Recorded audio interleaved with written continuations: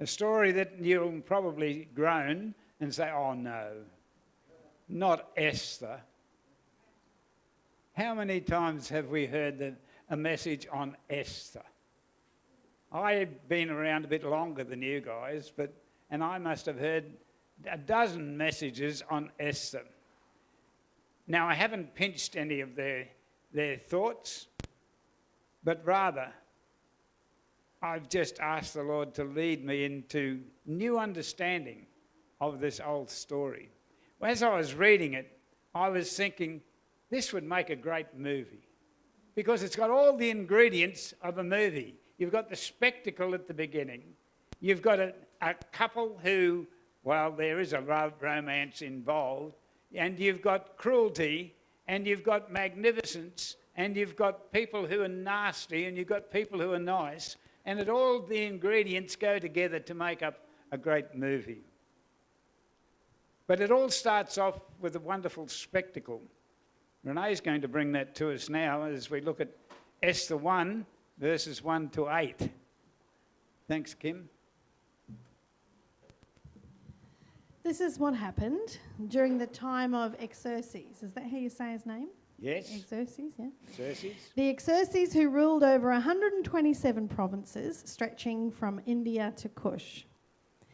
At that time, King Xerxes reigned from his royal throne in the citadel of Susa. And in the 3rd year of his reign, he gave a banquet for all his nobles and officials. The military leaders of Persia and Media, the princes and the nobles of the provinces were present. For a full 180 days, he displayed the vast wealth of his kingdom and the splendor and glory of his majesty. When these days were over, the king gave a banquet lasting 7 days in the enclosed garden of the king's palace for all the people from the least to the greatest who were in the citadel of Susa. The garden had hangings of white and blue linen, fastened with cords of white linen and purple material to silver rings on marble pillars. There were couches of gold and silver on a mosaic pavement of porphyry, marble, mother of pearl, and other costly stones. Wine was served in goblets of gold, each one different from the other, and the royal wine was abundant in keeping with the king's liberality. By the king's command, each guest was allowed to drink with no restrictions, for the king instructed all the wine stewards to serve each man what he wished.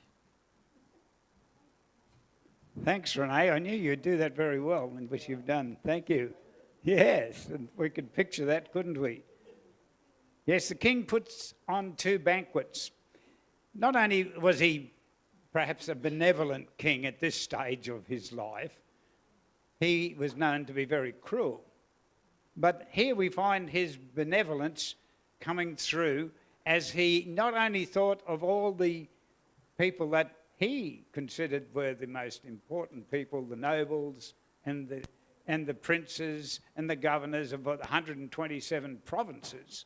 And that's why I couldn't imagine one person being there for 180 days at a banquet. You would have been plastered every day, wouldn't you, probably, with the free wine that was flowing.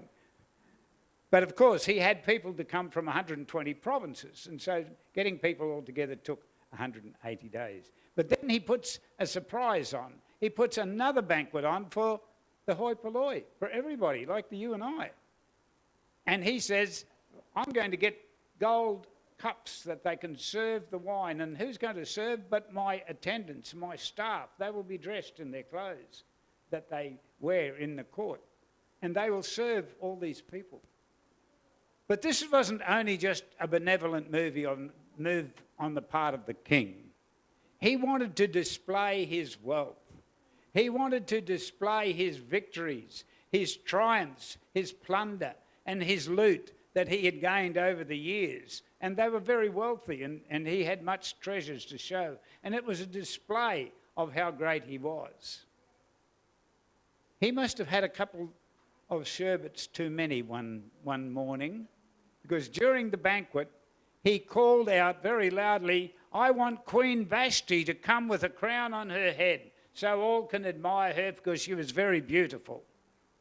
So attendants rushed away to Queen Vashti and told her, "This is the command from the king. He wants you to come, put the crown on your head and get there pretty quickly." Well, she said to the attendant, "Tell the king I'm not coming."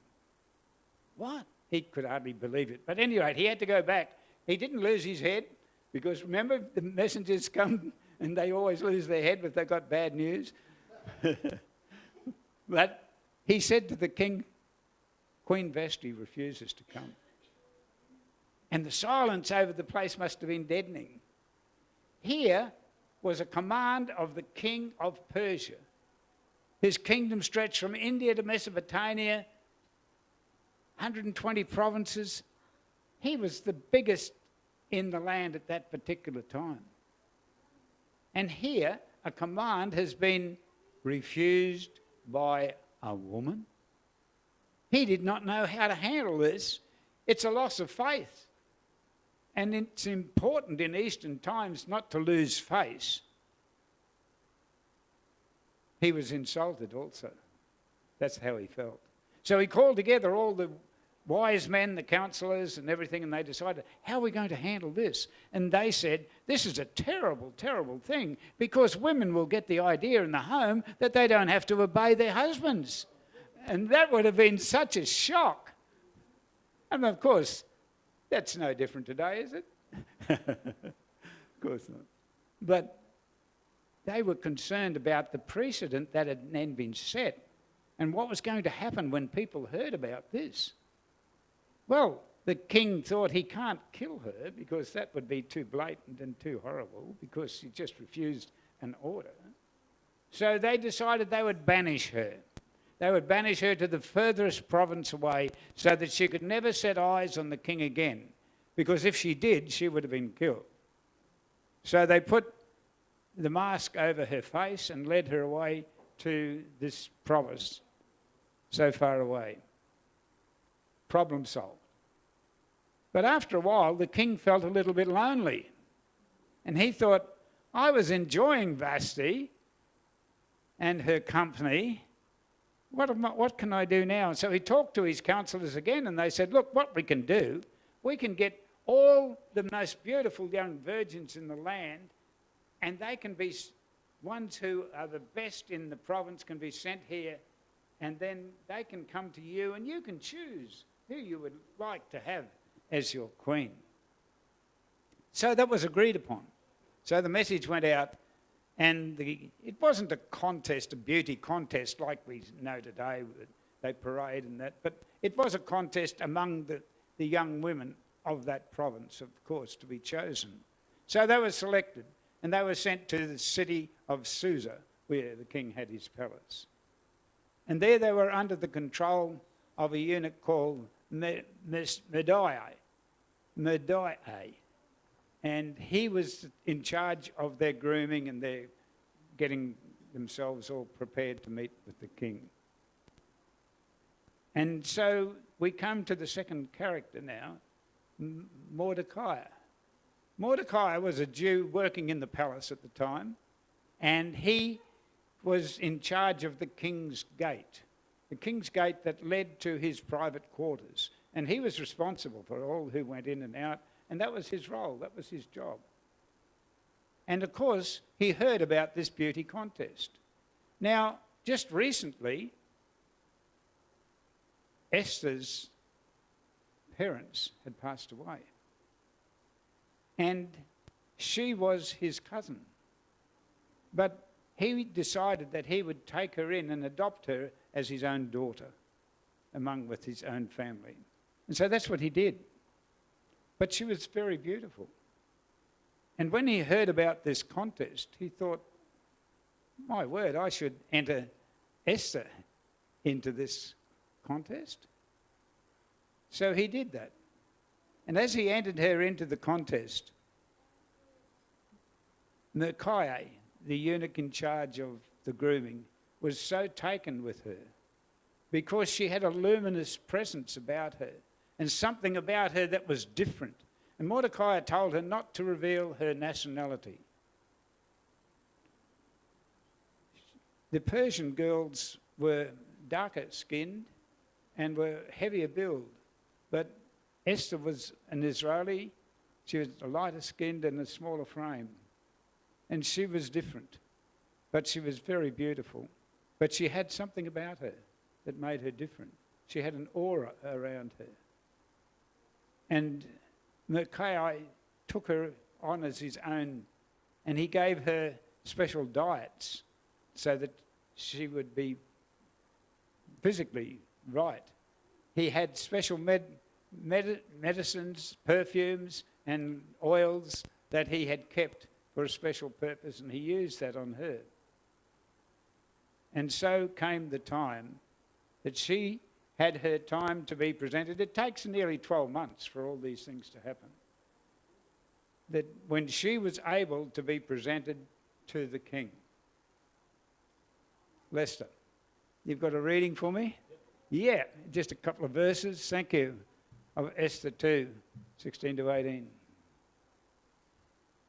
Now the king was attracted to Esther more than to any of the other women, and she won his favour and approval more than any of the other virgins. He proclaimed a holiday throughout the provinces and distributed gifts with royal liberality.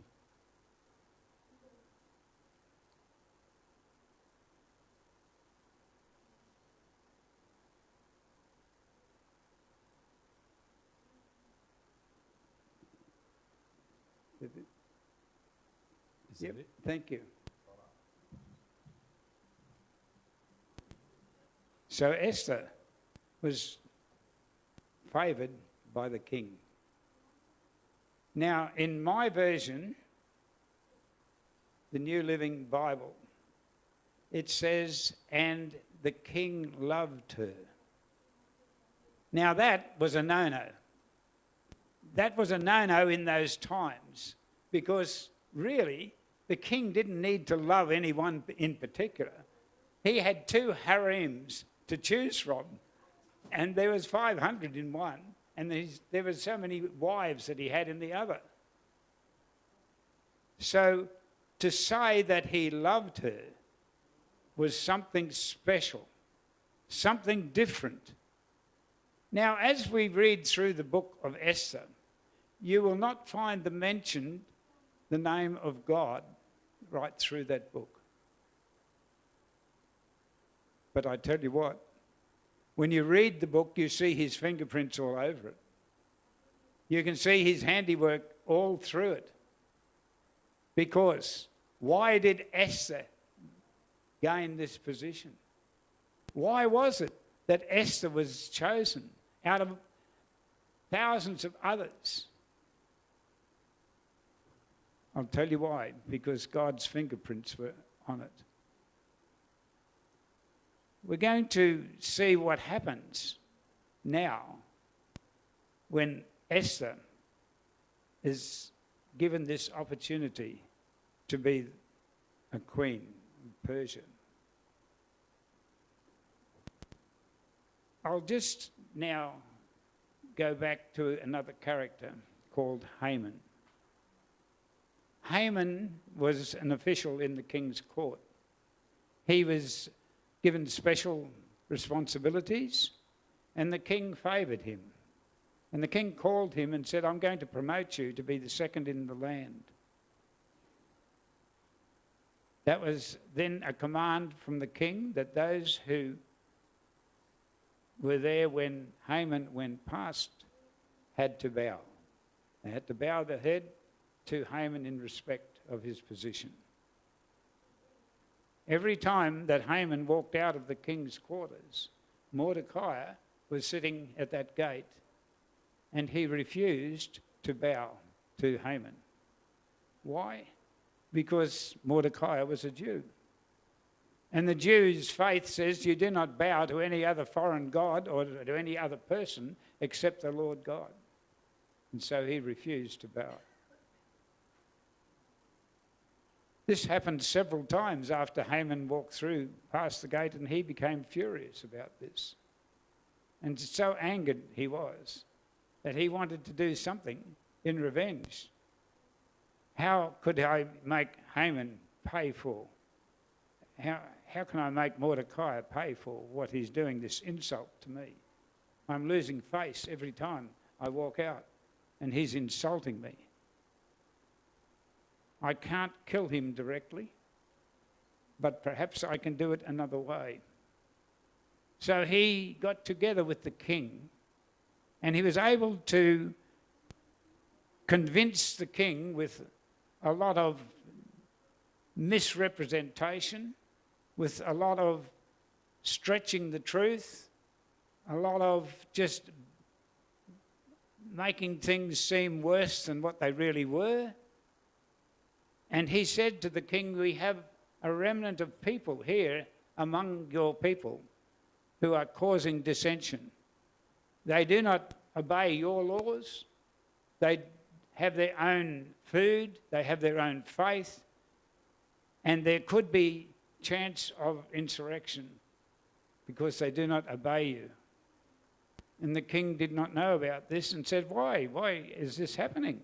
And he said, because of all those who have come back from exile, from Israel, they're still living here. And they don't respect your laws. And as a matter of fact, they don't respect you as a king. Now, all these are falsehoods, of course. But the king's ego was stroked. And he said, well, how can we do this? And he said, what can we do about it? And Haman said, well, we can kill them all. And we can organise a day, 12 months' time, March the 3rd, and that day will be the day when we kill all the Jews. And then your problems will be solved. There won't be any chances of insurrection or anything. And so the king was duped into signing a decree. And if it's a decree from the Medes and Persians, it was in concrete. It couldn't be changed. He gave Haman the ring, his own special ring, which he signed documents with. And so he said to Haman, you dictate the letters and send them out to all the provinces that this will happen on this day. And it will be a king's decree. Well, that went around, and that went around the city of Susa, where the palace was. And Mordecai heard about it. Mordecai heard about it. The subject that I've chosen for today is called For a Time Such as This. Now, you've probably thought, I've heard you say that before. And that's true, because all this year I've been using this as a series. And we have looked at Andrew, and we have looked at Barnabas, and we have looked at Cornelius, we have looked at Paul, and we've looked at a person called Matteo Facida. And now, where did I get that saying from? We've come now to the pivotal moment, because it is in this story that you'll hear that expression, that saying. Jamie, would you like to give us your version of what's going to happen next? Thank you. This is an unfolding story, isn't it? Thank you. We've got two readings. First of all, one of the most important readings, because in that is the whole crux of what I've been trying to say, is in the first one. First one is what Mordecai has to say to Esther. Secondly is what Esther's response is. So we'll look at the first one first. Thank you, Jamie. He set back this answer. He set back this answer. Do not think that because you are in the king's house, you are alone of all the Jews. Let me start it again. Sorry. He sent back this answer.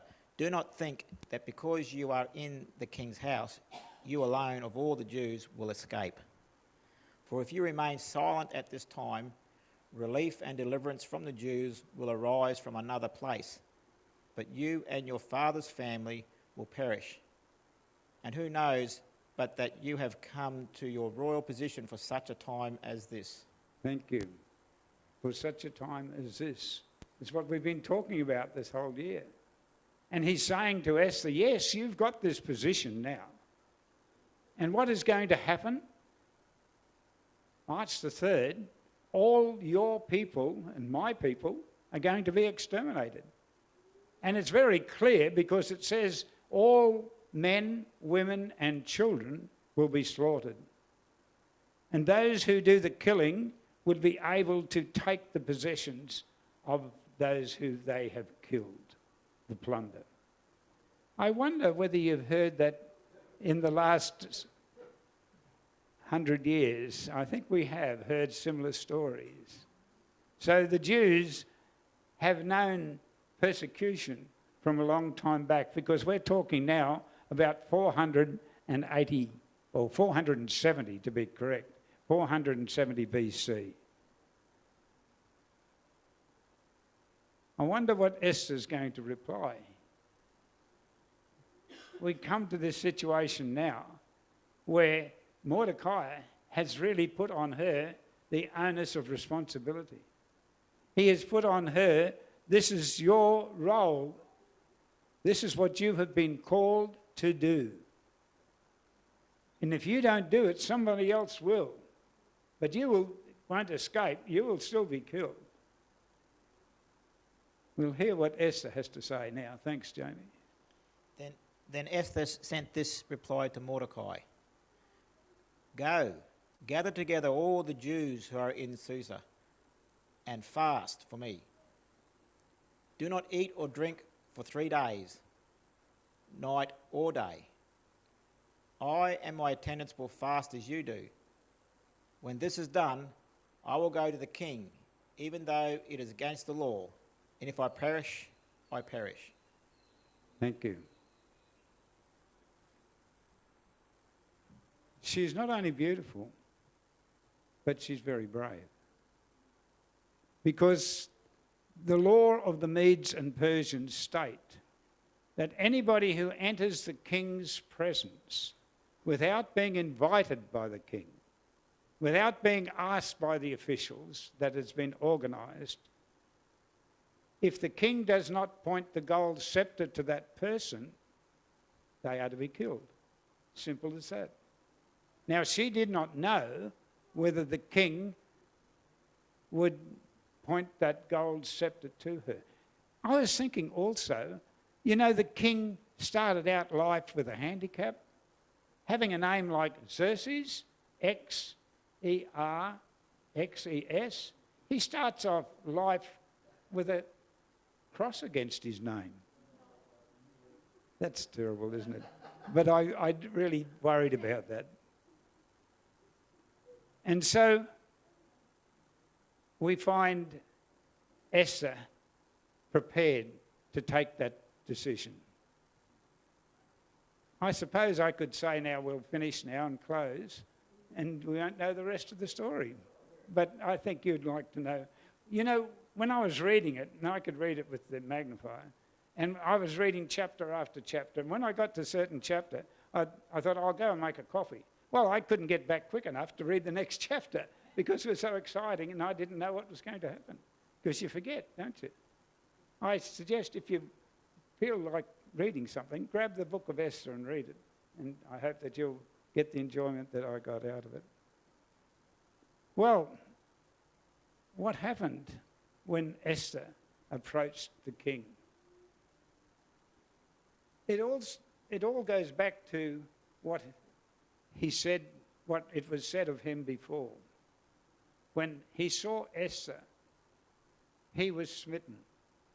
He was bowled over, as they say, and he was knocked out because she was such a beautiful person and had an aura about her. And as the scriptures said, he loved her. As she approaches the entrance to the king's throne room, the king was accidentally at this time, not accidentally, because we know the Lord had his hand on this. And he's sitting at the throne and he's looking at the entrance, and Esther approaches. And as she approaches, he calls out, "My queen Esther, is there something I can do for you? What is it that you want? Come forward." So as she came forward, he held out the gold sceptre and she was able to touch it and so gained her life.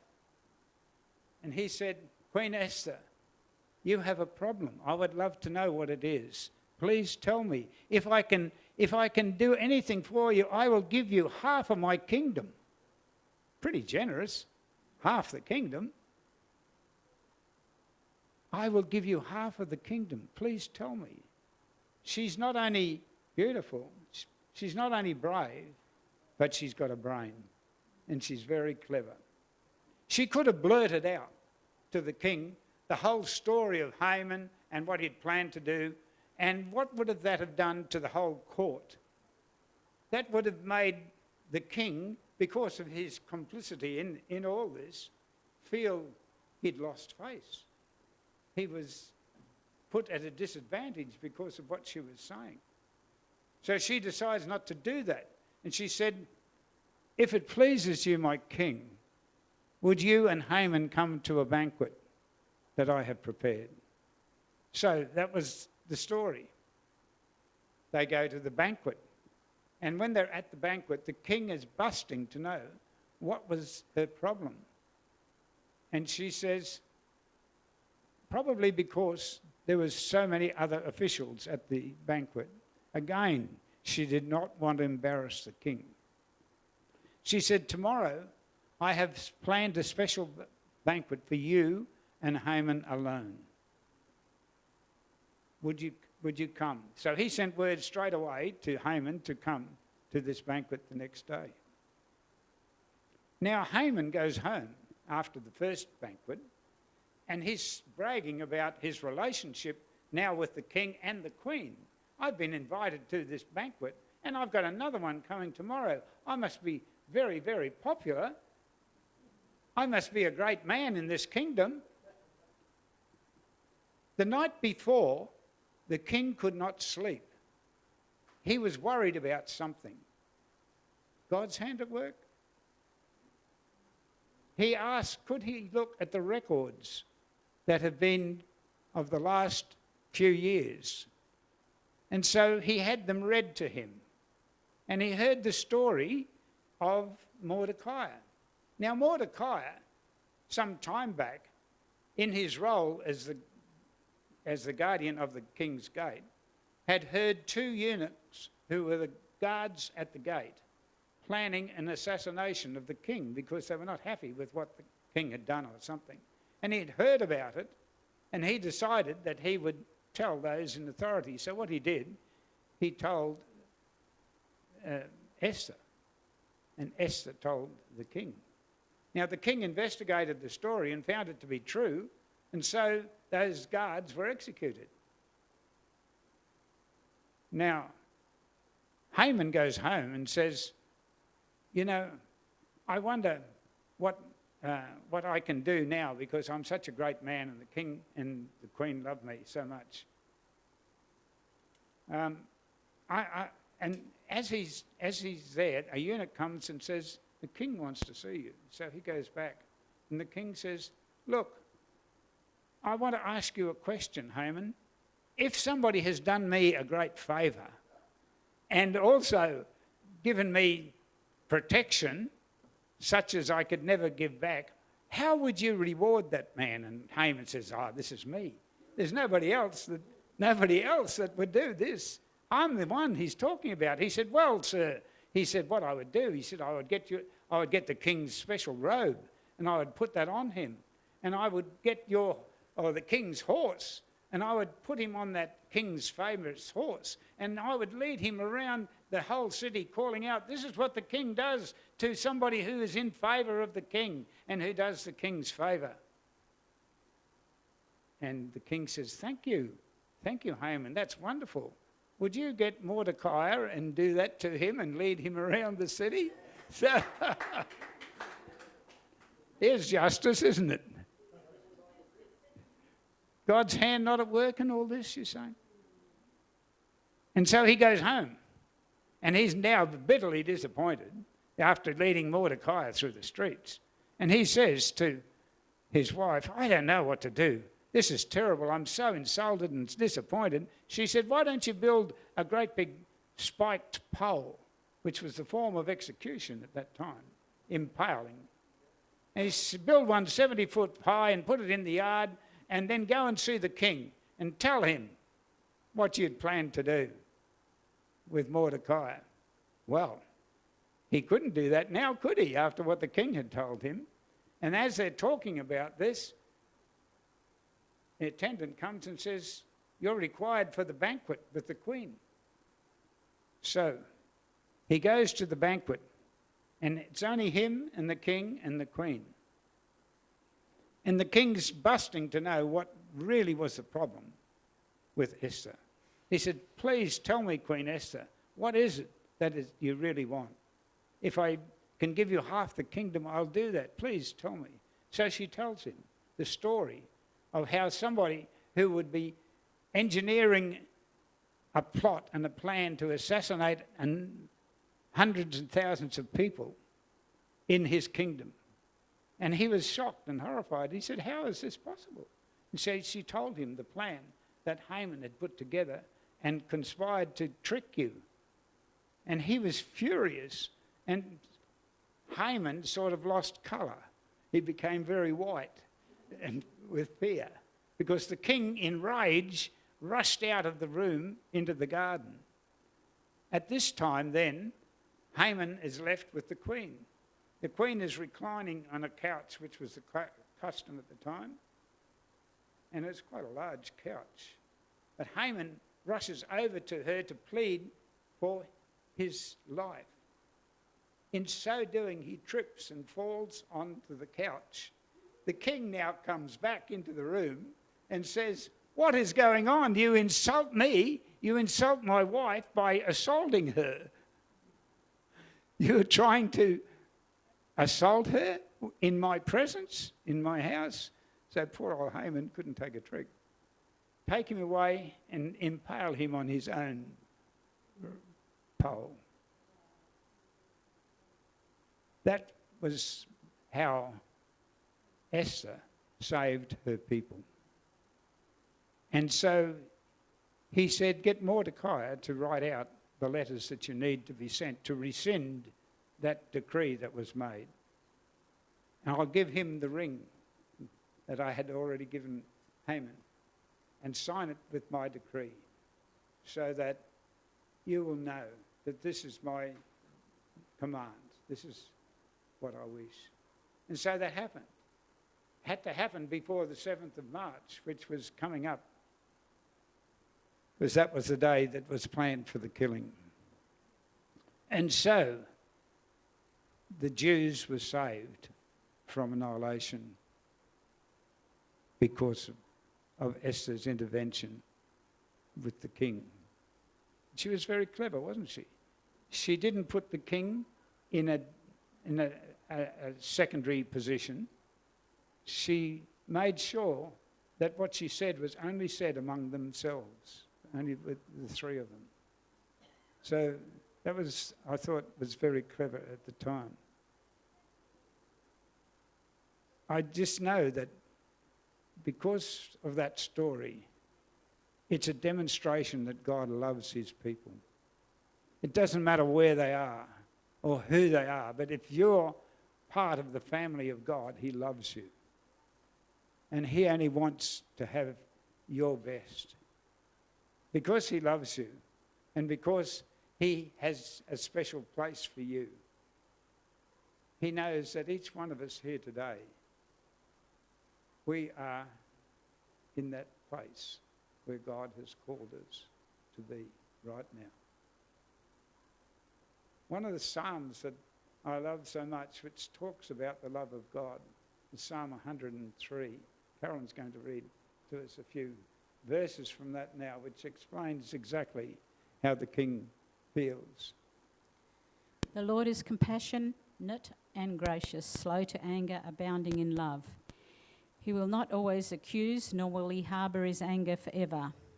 He does not treat us as our sins deserve, or repay us according to our iniquities. For as high as the heavens are above the earth, so great is his love for those who fear him.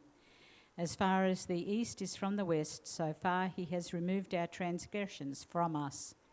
As a father has compassion on his children, so the Lord has compassion on those who fear him. Thank you. He treats us as his children, as a father. I was listening to a song on YouTube, and I just picked up a couple of lines of it, and I thought, this is so good. Because what the singer is saying to his love, he says, I didn't mind if I'm not your first love, but I would love to be your last. And that's no different in the spiritual life. Because that's what God is saying to us. I know that you're not going to be looking for me first. You're going to be looking at other things and other faiths and other issues and other things that you want to pursue. But I'd love you to be my last love. Because if you're my last love, that's all you'll need for eternity. The Feast of Purim was a feast celebrating the freedom that the Jews had because of Esther's intervention. And she asked that it be celebrated each year. And each year they do celebrate the Feast of Purim. Because for just a time as this, Esther was in the place where God called her. You may think that you haven't got very much to give. But as the guy walking along the beach and the starfish were beaching themselves in their hundreds, he walked along and picked one up and threw it back in the water, and somebody said to him, what's the good of that? There's hundreds of them also. He said, it'll make a difference to him. It'll make a difference to you and to me if we are in the place where God has called us right here now. Thanks, Carolyn.